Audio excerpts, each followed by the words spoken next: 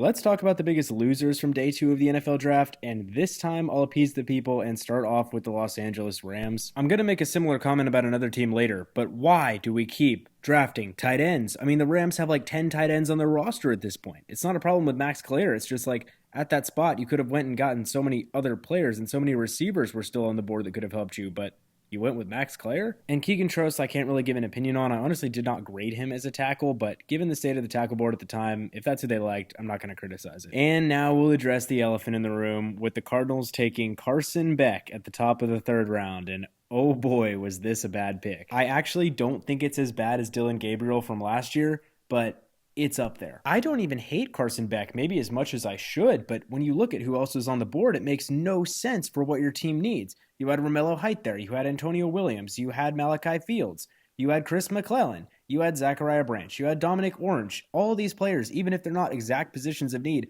are still better than a quarterback, Carson Beck. Unless this is just a huge FU to Jacoby Brissett, but even then, go take Garrett Nussmeier in the fourth. He's still there. I hate Drew Aller, and I would rather you take Drew Aller because at least there's something to develop there. Carson Beck at this point is what he is, and that's not a great quarterback. Basanis was nice, but this just completely ruins it for me. I'll move on to the Raiders. They just didn't get anyone to help Fernando Mendoza. I know they drafted Trey Zune later, but I don't even know if he's going to start for them. They ended up spending their second and third round picks on Traden Stukes and Kieran Crawford. Drafting Stukes at the top of the second was a reach in my opinion, especially with the defensive tackle still on the board, which was a much bigger need for them. And I know they're both needs, but defensive tackle was glaring. And the receivers on the board at the time were Antonio Williams, Chris Brazzell, Zachariah Branch, Chris Bell, just so many better options to help out your young quarterback. Then very similar to the Rams, I have the Bears. Why are we still drafting tight ends, dude? I mean, I like Sam Roush, but is that really a big need? The Logan Jones pick, I'm okay with. Honestly, I think he's a pretty good center and he'll probably be able to play for them, but Xavion Thomas is one that I really don't like. I didn't even finish watching his film. That's how much I just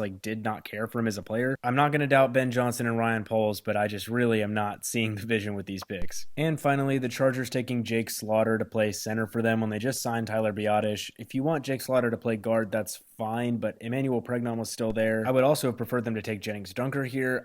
The offensive line selections that were available were so much better than what they're going to get out of Jake Slaughter. I really did not understand this pick. And then they didn't have a third round pick to go with it, so it's kind of like I'm just grading them on Jake Slaughter from day two.